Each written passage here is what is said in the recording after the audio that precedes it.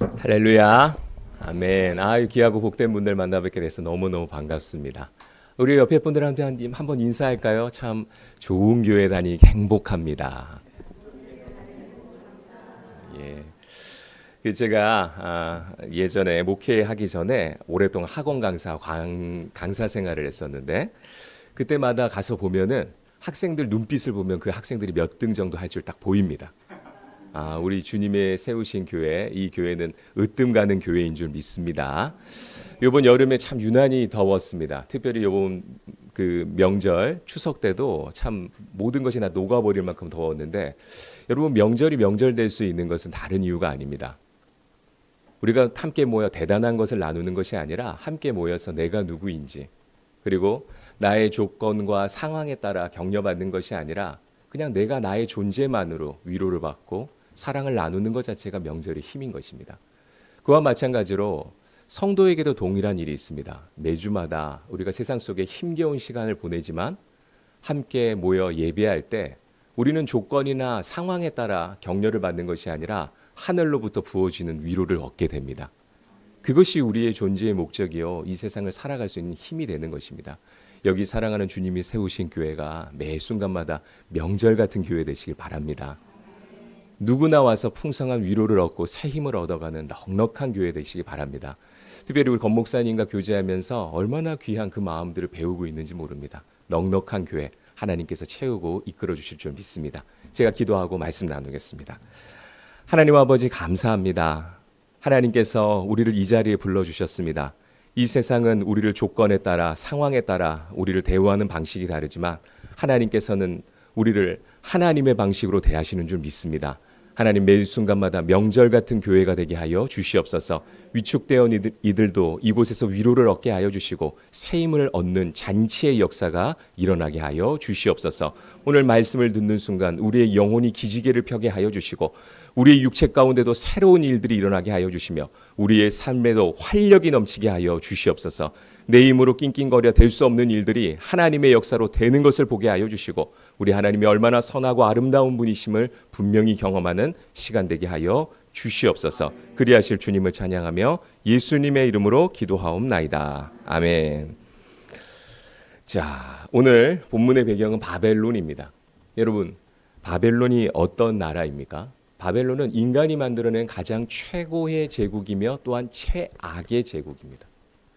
여러분 인간이 만들어낸 모든 것들 그것의 정점 위에 있는 곳이 실은 바벨론입니다.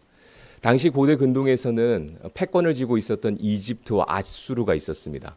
그러나 후발주자였던 이 바벨론이 얼마나 심각하게 그들에게 도전을 했든지 이들이 아연질색하고 말았습니다. 이들의 포악함은 혀를 내두를 정도였습니다. 사람의 가죽을 벗겨서 성벽을 장식을 하기도 하고 포로를 잡게 되면은 아버지의 목을 잘라서 아들에게 들고 포로로 잡혀가게 하였습니다. 그 장면을 보는 것이 얼마나 끔찍하겠습니까? 이 바벨론의 왕들은 그렇게 철권 통치를 하였습니다. 다니엘서를 들여다보면 느부갓네살 왕이 자신의 꿈을 해몽하지 못하자 전 국토에 있는 지혜자들을 모두 척살하라고 이야기합니다. 여러분 끔찍한 곳이 바벨론이었습니다. 여러분 인간이 만들어낸 모든 것들은 실은 그러합니다. 그 정점에 이르면 인간성은 말살되고 모든 것들을 자신의 뜻 가운데 이루고 싶은 곳이 바벨론입니다. 여러분 바벨론은 오늘 이 다니엘서에서만 등장하는 것이 아닙니다. 바벨론이 처음 등장했던 것은 실은 창세기 11장의 바벨탑입니다. 여러분 바벨탑 사건이 어떻게 일어난지 우리는 다 알고 있습니다. 하나님께서 홍수로 이 세상을 뚫어버리고 나자 인류가 다시 번성하여서 지은 것이 바벨탑이었습니다. 그들은 흩어짐을 면하기 위해서 자신들의 생존을 유지하기 위해서 바벨탑을 쌓아 올렸습니다. 그리고 그 바벨탑의 이름은 신의 문이었습니다. 우리가 쌓아 올려서 신에게 닿자 다른 말로 하면 우리가 신이 되자는 뜻이었습니다. 여러분 바벨의 뜻은 신의 문입니다. 바벨은 내가 하나님이 되고 싶은 마음이 담겨져 있는 것입니다. 여러분 성경의 마지막인 요한계시록 17장에도 바벨론에 대한 이야기가 나옵니다.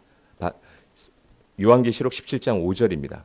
그의 이마에 이름이 기록되었을 때 비밀이라 큰 바벨론이라 땅의 음녀들과 가증한 것들의 어미라 하였더라.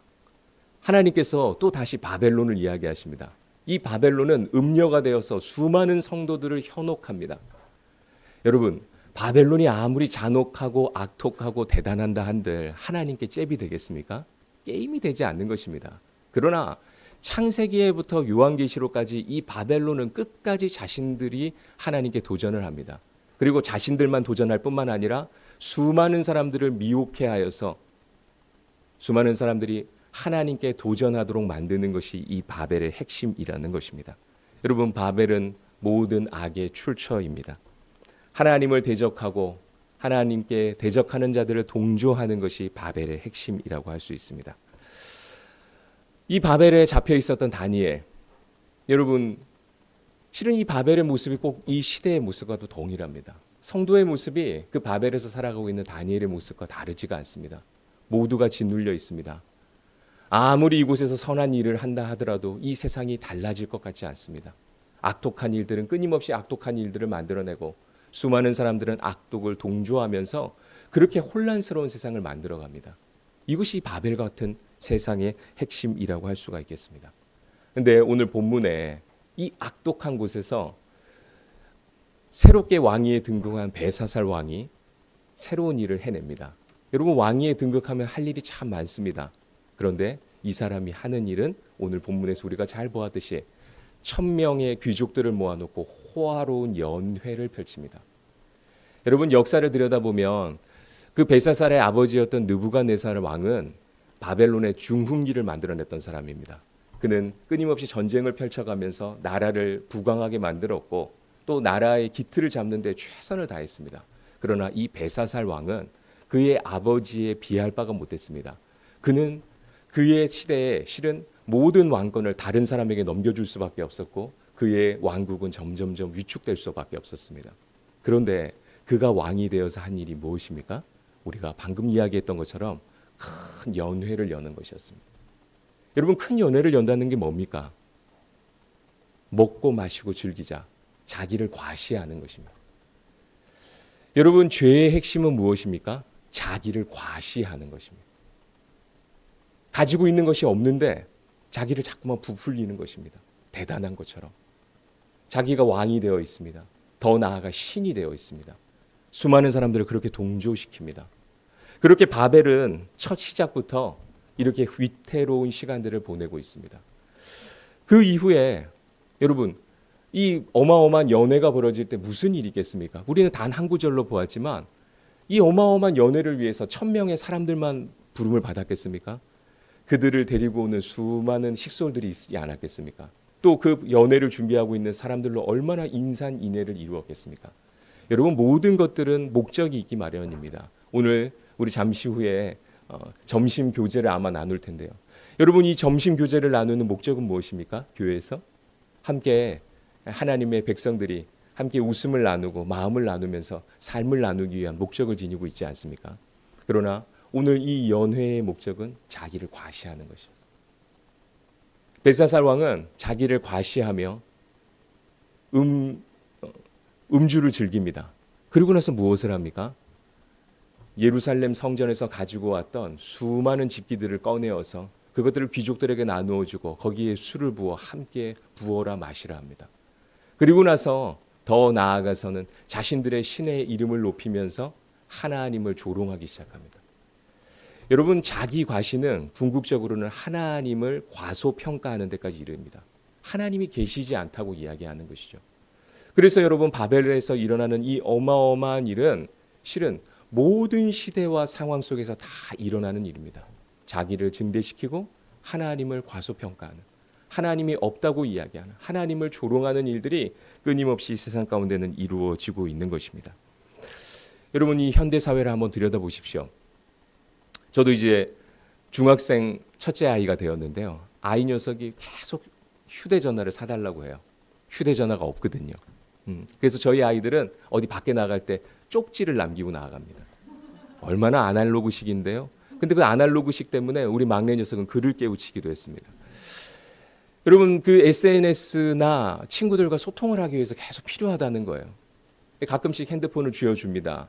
하는 일이 뻔해요. SNS로 수많은 사람들에게 불필요한 메시지들을 주고받습니다. 자기를 과시하는 거죠. 여러분 우리 SNS의 폐해에 대해서 모를 바가 아닙니다. 거기에 올라오는 것들이 다 진실한 것입니까? 진리의 내용들입니까? 아닙니다. 모두가 허세를 부리고 있습니다. 매일매일 호화로운 연애를 펼치듯이 SNS에서 끊임없이 이야기합니다. 그리고 거기에는 실은 하나님이 계시지 않습니다. 자신들의 젊음이 영원할 것처럼, 자신들의 권력이 영원할 것처럼, 내가 가지고 있는 것이 모든 것을 뒤흔들 수 있는 것처럼 세상은 끊임없이 꾸밉니다. 그리고 어린아이부터 노년에 이르기까지 그것들을 끊임없이 우리에게 바벨론의 음녀처럼 끊임없이 심습니다. 여러분이 다니엘이 살던 시대는 안 그랬겠습니까? 모두가 그 귀족들이 꿈을 꿀 것입니다. 나도 저런 왕이 되고 싶다. 더 높은 것, 더 강한 것, 나도 신에게 도전하고 싶다. 여러분 이것이 바벨이 가지고 있는 어마어마한 일입니다. 그러나 그것은 굉장히 어리석은 일임을 우리는 알고 있습니다. 그것이 얼마나 비참한 일이고 비극적인 일인지 알맹이 없는 껍데기뿐인 것을 우리는 알고 있습니다. 왜냐하면 하나님께서 우리가 그 속에서 살고 있었던 우리를 흔들어 깨워주셨기 때문입니다. 여러분 그 망상을 깨는 방법은 단 한 가지밖에 없습니다. 하나님이 그 역사 속에 개입하셔야 되는 것입니다. 아멘. 여러분 하나님이 역사하시 아니하시면 우리는 그 미몽에서 깨어날 방법이 없습니다. 이 연회는 영원할 것 같았습니다. 수많은 사람들이 노래를 부르고 음주 가무에 치여서 각자의 신을 부르며 모든 열기가 도해졌을 때 삽시간에 이 연회의 분위기가 바뀝니다. 무엇입니까? 하나님의 손가락이 나타나서 그곳에 글자를 새겨 넣었습니다. 여러분 거기에 앉아있는 수많은 사람들은 바벨론에서 최고의 귀족 교육을 받은 사람들입니다. 지금으로 치면 여러 가지 다양한 이중 언어들을 구사할 수 있는 사람들이었을 겁니다. 보기만 해도 그것이 무슨 뜻인지 출처가 어디인지 다 그런 교육들을 받고 살은 사람들입니다. 그런데 하나님의 손가락으로 쓴 글씨를 그들은 무슨 뜻인지도 어떻게 읽는지도 알 수가 없습니다. 여러분 그 일이 있고 났을 때 그곳에서 모든 사람들은 다 파티가 끝나버렸습니다. 벨사사라는 무릎이 부딪히고 도무지 입이 바짝바짝 말라서 한마디도 할 수가 없이 완전히 정신이 나가버리고 말았습니다. 여러분 거기에 인류가 풀어야 될 가장 우선되고 최고의 것이 있습니다. 그것은 무엇인가 하니 하나님의 말씀을 이해하는 것입니다. 여러분 인간에게 중요한 것은 파티를 열거나 나의 것들을 과장하고 드러내는 것이 아니라 실은 인간의 가장 우선되는 것은 하나님의 말씀을 이해하는 것입니다. 그 하나님의 말씀이 이해되지 않는다면 실은 우리는 이방인과 다를 것이 없고 실은 믿음 생활을 아무리 오래 했다 한들 하나님의 말씀을 읽고 해석해낼 수 없다면 우리 인생에 무슨 유익이 있겠습니까? 세상의 절반과 또 하나님 그 사이에서 매 순간마다 기웃기웃거리는 인생들이 되지 않겠습니까? 여러분 그래서 우리의 인생에 가장 시급하고 중요한 일은 하나님의 말씀을 이해하는 것입니다. 하나님의 말씀을 펼칠 때마다 그 하나님의 말씀이 이해될 때 그것이 나에게 해석이 될 때 우리의 삶에 찾아오는 수많은 두려움들 무릎이 부딪히고 살이 떨리고 내 뼈가 녹아내릴 것 같은 그 모든 두려움들이 실은 사라지는 것입니다. 여러분 다니엘을 한번 보십시오. 이방 땅에 포로로 잡혀왔습니다. 아무것도 가진 것이 없습니다. 우리가 그가 고위관직임을 알지만 여러분 지금 이 정치권을 들여다보십시오. 고위관직이 자기의 삶을 지켜줍니까? 그렇지 않습니다. 정권이 바뀌고 또 수많은 사람들의 그 정권의 유탈로 인하여 밀려나면 그만인 것입니다. 매일매일 그는 정말 살얼음판 같은 시간을 보냈을 것입니다.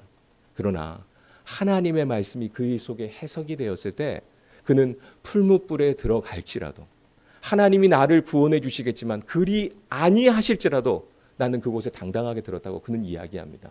여러분 하나님의 말씀이 해석되면 우리 가운데 이와 같은 일이 일어나는 줄 믿습니다.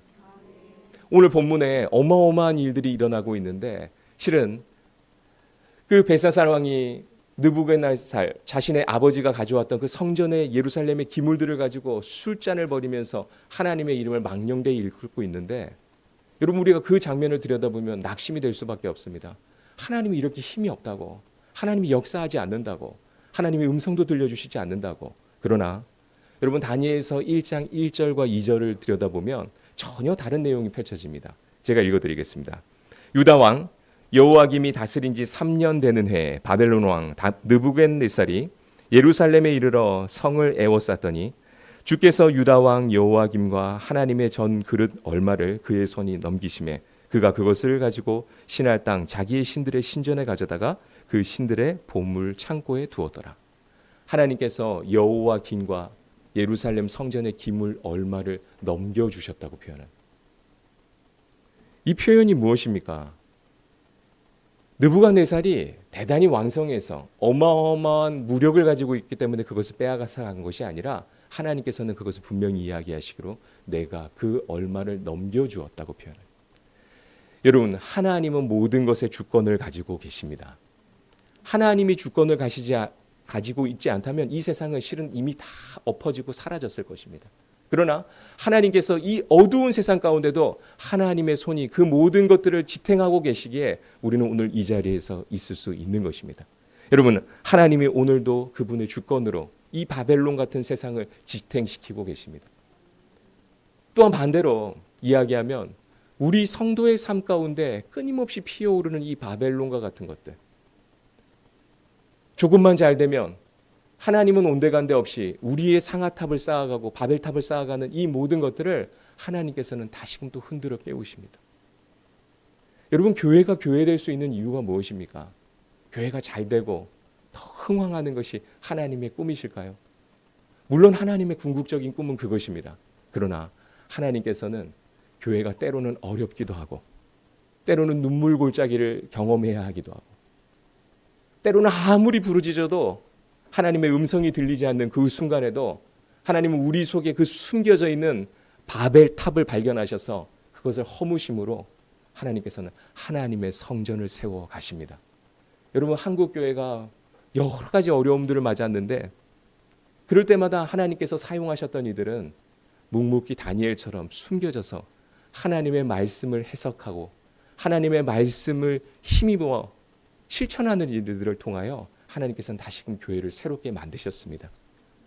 좋은 교육을 받는 것도 도움이 됩니다. 좋은 환경에서 자란 것도 도움이 됩니다. 그러나 하나님의 주권을 인정하고 하나님의 말씀을 해석하지 못한다면 그것은 잠깐일 뿐이요. 하나님의 말씀이 해석되고 하나님의 주권을 하는 인생에게는 하나님께서는 반드시 그분이 약속하신 것대로 우리를 반드시 세우게 되실 줄 믿습니다. 여러분, 그렇다면 하나님께서는 자신의 주권을 어떻게 세우십니까? 하나님은 하나님의 말씀으로 그 모든 것들을 세워 가십니다. 오늘 우리가 본문에 읽지 않았지만 하나님께서 새겨주신 그 글자는 메네 데겔 우바르신이었습니다. 그 내용을 요약하면 왕은 이미 달아보았는데 하나님의 기준에 충족하지 못했기에 너는 왕권에서 끝나겠다는 하나님의 메시지였습니다. 여러분, 하나님이 말씀하실 때는 하나님의 전제 조건이 있습니다. 그건 무엇인가 하니 하나님이 다 지켜보셨다는 사실입니다. 여러분, 하나님께서 지켜보시면 상황은 달라집니다. 우리가 우리의 신앙이 흔들리는 이유가 무엇입니까? 하나님이 나를 모르신다고 생각하기 때문입니다. 하나님이 나를 보지 않고 있다고 생각하기 때문입니다. 그러나 하나님이 나를 바라보고 있다고 생각하면 문제는 상황은 달라지게 되어 있습니다. 여러분, 하나님은 우리를 바라보고 계십니다. 창조 때부터 지금까지 우리를 바라보고 계십니다. 우리의 필요를 아십니다. 모든 사람이 하나님이 계시지 않다고 이야기해도 하나님은 하나님의 일들을 끊임없이 하고 계십니다. 그거에 가장 하나님 정점에선 하나님 말씀하시는 것입니다. 하나님께서 그 벨사살 왕에게 말씀하셨습니다. 메네 데겔 우바르신. 그러나 그것을 그는 읽을 수도 없었고 해석할 수도 없었지만 이후에 등장했던 다니엘은 등장하자마자 그것을 해석합니다. 그리고 그 왕이 자신에게 던져주었던 그 어마어마한 조건에 대해서도 그는 그걸 수용하지 않습니다. 왜냐하면 모든 것의 왕은 하나님이심을 다니엘은 이미 알고 있었기 때문입니다. 여러분, 우리의 가정, 우리 개개인 하나님이 주권자이신 걸 안다면 우리가 해야 할 일은 하나님의 말씀을 가장 우선순위 삼는 것입니다. 여러분, 여러분의 가정에 하나님의 말씀이 최으뜸이 되시기를 주님의 이름으로 축복합니다. 여러분, 신약 성경을 다 읽는데 시간이 얼마나 걸리는지 아십니까? 11시간이면 됩니다. 제가 수많은 노년분들과 청년분들, 어린아이에 이르기까지 수년 동안 연습을 시켜본 결과 정말 그 11시간이면 마태복음부터 요한계시록 27권을 읽을 수가 있습니다. 물론 여유를 가지고 읽는다면 하루면 다 읽는 것이죠. 여러분 구약 성경도 우리가 2주 정도면 다 읽을 수가 있습니다. 우리가 존경하는 우리 고 정필도 원로 목사님께서는 성도가 각자의 나이만큼은 성경을 읽어야 한다고 이야기했습니다. 여러분 그것이 기준이 될 수는 없지만 그만큼 하나님의 말씀을 소중히 여기고 살아가는 것이 우리에게 얼마나 유익한 것인지에 대해 일깨워주는 참 좋은 교훈입니다. 여러분 여기에 계신 귀한 분들 올해 성경을 얼마나 가까이 하셨습니까? 옆에 분들한테 한번 얘기해 볼까요? 꼭 11시간 동안 신약 성경 읽겠습니다. 여러분 제가 12년 전에 목사 안수를 받았습니다. 목사 안수를 받을 때 많은 선배 목사님들과 이렇게 면담을 하면서 이야기를 하는데 그 목사님들이 여러 명 앉아있는 젊은 목사들을 향하여 질문하였습니다. 그래 성경을 몇 번이나 읽었나? 어떤 분이 제일 앞서서 이야기하셨습니다. 10번 읽었습니다. 의기양양하셨습니다. 어떤 분들은 읽지 못하신 분도 계셨습니다. 제 차례가 왔습니다. 여러분 저는 목사의 아들로 자라면서 밥 먹기 전에 성경을 읽지 아니하면 아버지는 밥을 주시지 않으셨습니다. 그래서 저는 끼니를 많이 걸렀습니다. 그 끼니를 다 먹었다면 제가 한 2m 장신은 되었을 텐데 여러분 그럼에도 불구하고 아버지께서 매 순간마다 그렇게 성경을 읽어 나아가게 하셨을 때 어느 날 어느 시간 그 성경이 저를 읽는 것을 경험하였습니다. 신앙의 혼란도 있었습니다. 어려운 시간도 있었습니다. 그러나 제게 쌓아주셨던 그 어마어마한 하나님의 말씀이 연결이 되고 융합이 되고 제 속에 체화가 돼서 저는 오늘 이 자리에 있습니다. 그리고 저의 소원은 단 한 가지입니다. 더 하나님의 말씀을 아는 것입니다. 더 하나님의 말씀이 제 속에 해석되는 것입니다. 여러분 하나님의 말씀이 능력이라고 믿고 있는 우리가 하나님의 말씀을 해석하고 읽는 것에 등한히 한다면 여러분 이방인들과 다를 것이 무엇이겠습니까? 우리가 하나님의 말씀을 가까이 할 때 우리의 인생은 달라지게 될 것입니다. 여러분 다니엘의 부모에 대한 이야기는 등장하지 않지만 그이가 어떻게 그 하나님의 말씀을 그렇게 붙잡을 수 있었겠습니까? 부모가 끊임없이 그 아이를 하나님의 말씀으로 교육시키지 않았겠습니까? 그리고 그 말씀을 교육시킬 때 이 말씀은 믿어도 그만 안 믿어도 그만이라고 이야기했겠습니까? 너가 이곳에 비록 포로로 있지만 네가 하나님의 말씀을 붙들면 하나님의 포로가 되어 하나님께서 너를 반드시 구원하실 거다라는 이야기를 해주시지 않았겠습니까? 여러분 하나님의 말씀에 붙들리면 우리의 삶은 삽니다. 여러분의 인생 가운데 이 하나님의 말씀이 사로잡히는 역사가 있기를 주님의 이름으로 축복합니다. 여러분 하나님께서 말씀하실 때는 하나님은 매 순간마다 종말의 이야기를 하십니다.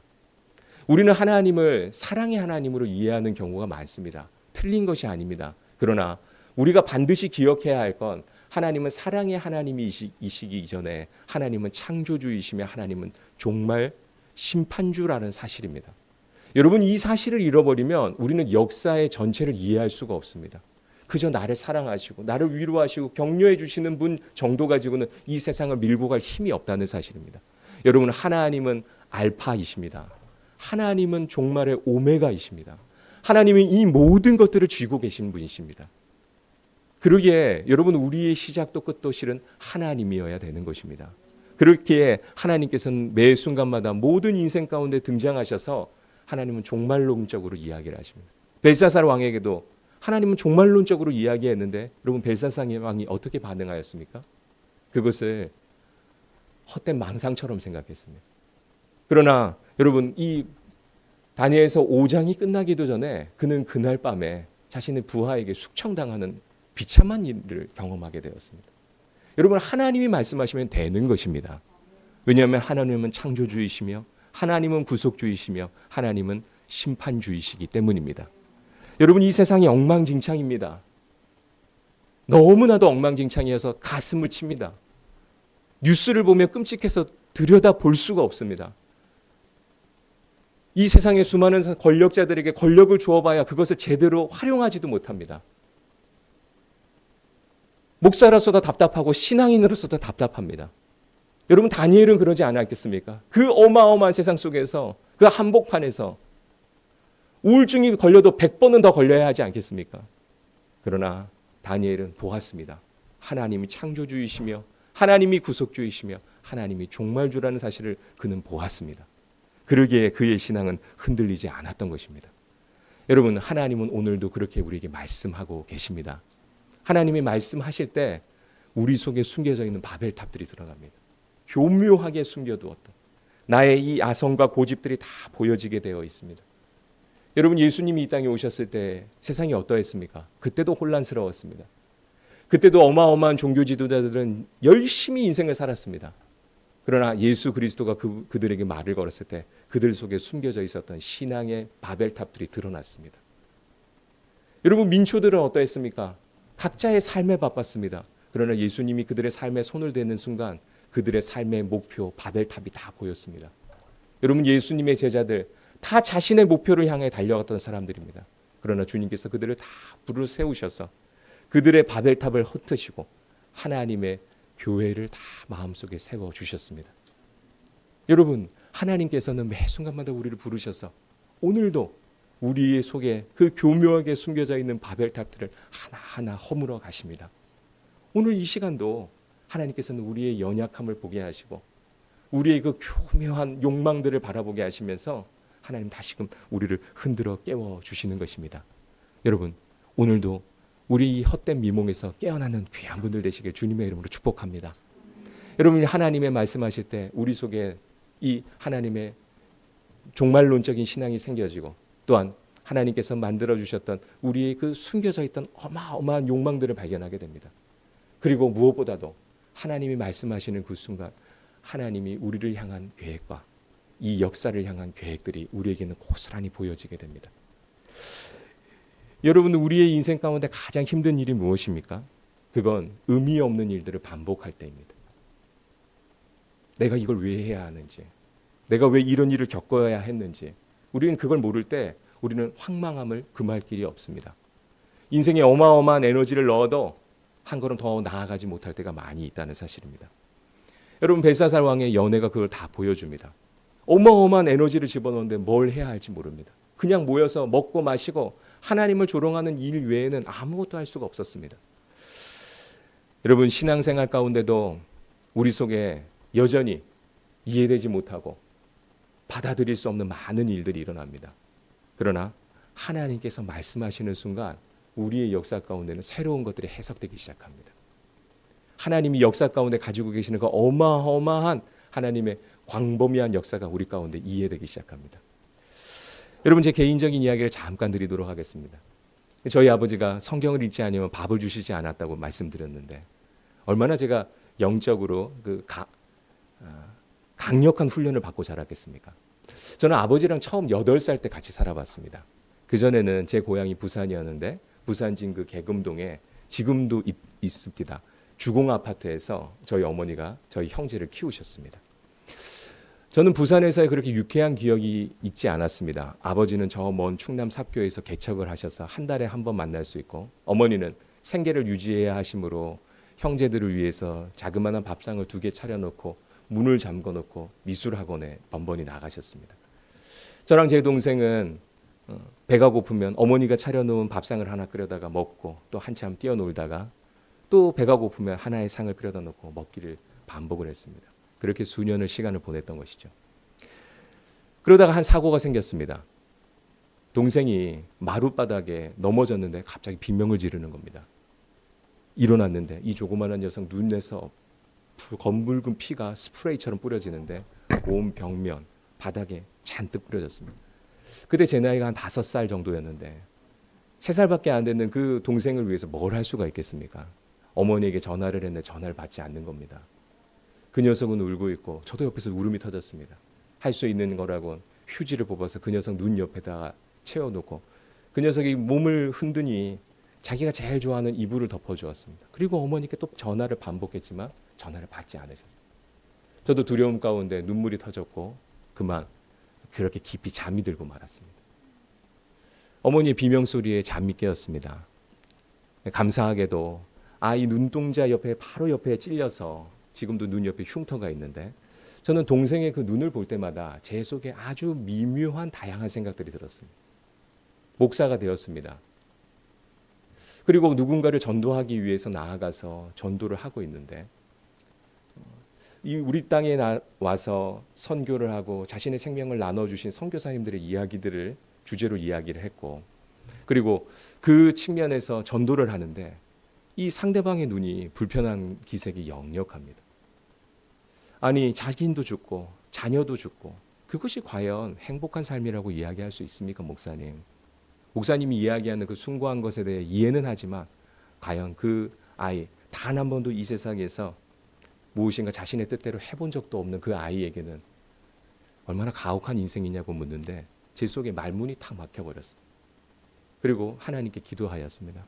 하나님, 오늘 대답을 주시지 아니하면 저 복음을 듣고자 하는 저 사람도 잃어버리겠지만 목사 한 명도 잃어버리겠습니다.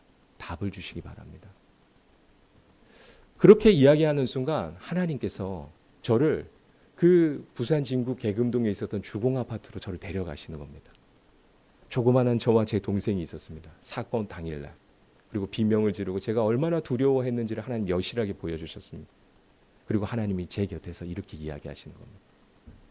사랑하는 아들아, 너도 이제 새 자녀를 키우고 있는데 아이를 두고 떠나는 아버지의 마음이 어떠할까? 매일마다 아이를 위해서 밥상을 차려놓고 나아가는 그 젊은 엄마의 마음은 어떠할까? 그들이 나를 너무 사랑해서 그렇게밖에 할 수 없기에 매 순간마다 눈물로 기도하고 문을 잠그고 나아가는 그 마음. 저에게 하나님 말씀하셨습니다. 너 이해해 줄 수 있겠니? 여러분, 인간이 아무리 제 앞에 와서 무릎을 꿇고 빈다고 하는데 그게 해소가 되겠습니까? 그러나 하나님이 말씀하시는 그 순간 제 마음속에 그 어마어마한 것들, 저조차도 느끼지 못했던 마음의 돌덩어리들이 일순간에 녹아내리는 역사가 있었습니다. 전 너무너무 개운해졌습니다. 저 자신도 몰랐던 삶의 짓누름이 사라졌기 때문에. 그리고 그 일들을 제 부모에게 이야기했습니다. 그분들이 아연질색이 되었습니다. 제가 말씀드렸습니다. 저에게 이만저만한 일이 있었지만 하나님께서 저를 이해시켜 주셨다. 그리고 그 부모님께 정말 감사하다는 이야기를 하였습니다. 여러분, 그 이후에 제 마음속에 늘 불편했던 이 부산에 오고 싶은 마음이 있었어요. 서울에서 30년간의 시간을 마치고 제가 부산에 와서 지금 목양을 하고 있는 것입니다. 여러분, 하나님께서는 모든 역사들을 연결하십니다. 그것들을 해석하십니다. 그것들을 연결하여서 하나님의 어마어마한 역사와 네트워킹 시키십니다. 여러분 개개인 가운데 아직도 해석되지 않는 일들이 많이 있을 것입니다. 바뀌지 않는 것도 있을 것입니다. 그러나 하나님은 답을 주시는 분이십니다. 하나님은 어마어마한 역사 계획 가운데 우리의 계획도 남겨져 있습니다. 하나님은 그렇게 우리의 일들을 하고 계신 것입니다. 여기에 계신 귀한 분들, 하나님은 여러분을 사랑하십니다. 하나님은 일하고 계십니다. 그러기에 우리가 해야 할 일들이 있습니다. 첫 번째는 하나님의 말씀을 읽고 듣고 지키는 것입니다. 요한계시록에는 복 있는 사람에 대해 이야기할 때 하나님의 말씀을 읽고 듣고 지키는 자에게 복이 있다고 했습니다. 여러분, 적지 않은 그리스도인들이 말씀을 읽습니다. 듣습니다. 좋은 양서도 봅니다. 그러나 지키는 일들은 다 저마다 상황들이 다릅니다. 여러분, 하나님의 말씀을 100가지 아는 것이 중요한 것이 아니라 한 가지를 지키기 위해 몸부림칠 때 하나님은 새로운 일들을 행하시는 것입니다. 여러분, 다니엘은 포로로 잡혀 있었습니다. 그곳에 고위 관직이었지만 눈 밖에 나면 언제든지 처결될 수 있다는 걸 알았습니다. 그러나 그는 하나님의 말씀을 따라 하나님께서 주신 마음대로 하루에 3번 예루살렘을 향하여 창을 열고 기도하였습니다. 여러분, 그는 그것을 금과 옥조처럼 여겼습니다. 하나님께서 그 일들을 통하여 모든 상황들을 변화시켜서 그 말씀을 지키고 있는 일을 통하여 하나님은 다니엘서 12장에 어마어마한 일들을 행하셨던 것입니다. 여러분, 우리가 좋은 교회를 다니는 것도 도움이 됩니다.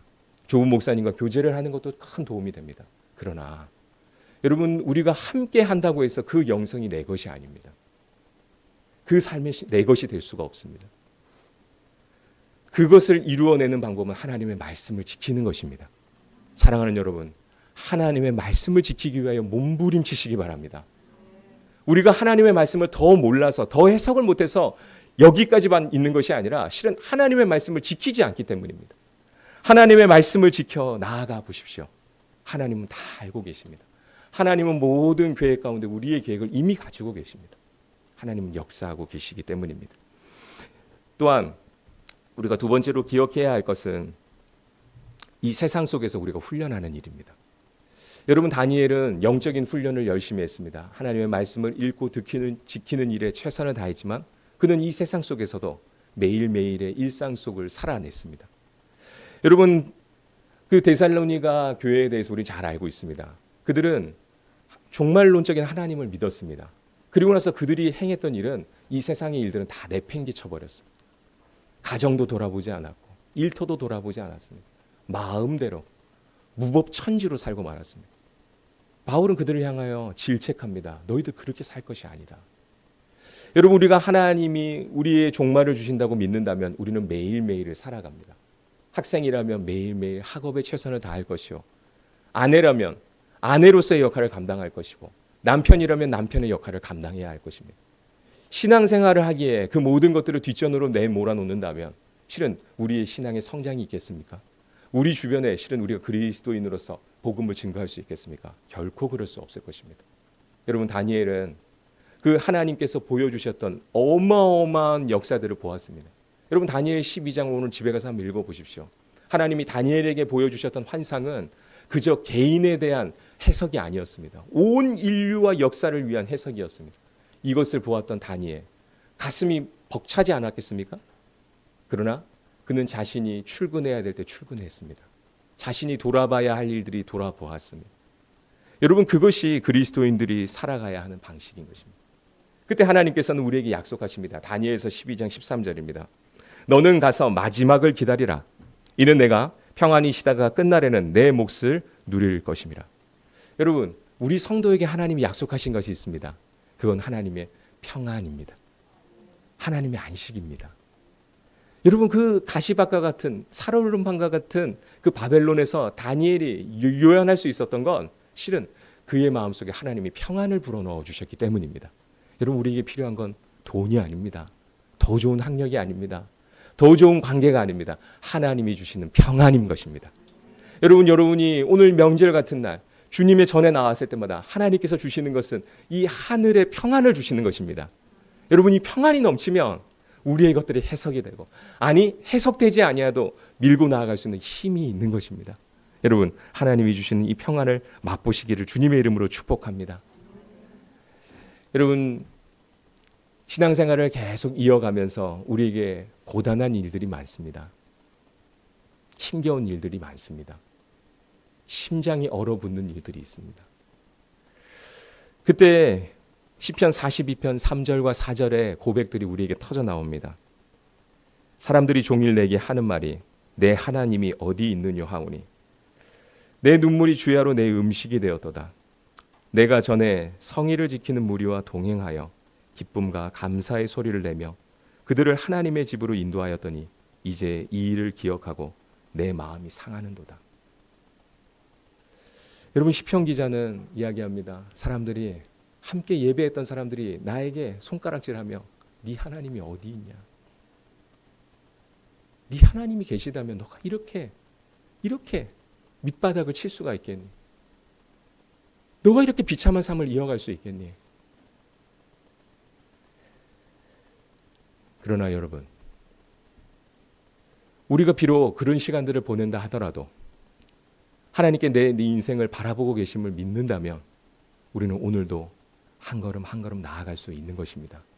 왜냐하면 하나님께서는 이사야서 49장 15절 16절 상반절에 이렇게 말씀하셨기 때문입니다. 여인이 어찌 그 젖먹는 자식을 잊겠으며 자기 태에서 난 아들을 긍휼히 여기지 않겠느냐. 그들은 혹시 잊을지라도 나는 너를 잊지 아니할 것이라. 내가 너를 내 손바닥에 새겼다. 여러분, 어떻게 부모가 자식을 잊겠습니까? 부모는 자식을 잊을 수가 없습니다. 내 몸이 으그러져도 내 자식에게는 먹여야 합니다. 내 숨이 끊어져도 아이를 살려내야 하는 것이 인간입니다. 부모입니다. 그러나 하나님께서는 부모가 자식을 잊어버린다 하더라도 나는 너를 잊을 수 없다. 왜냐하면 네 이름이 내 손바닥에 새겨져 있다 이야기하십니다. 여러분, 이 땅 가운데 우리를 구원하시기 위해 오신 예수 그리스도는 우리의 모든 것들을 알고 계십니다. 우리가 얼마나 한숨을 짓고 눈물겨워했는지 하나님 알고 계십니다. 불면의 시간을 보내는 하나님을 알고 계십니다.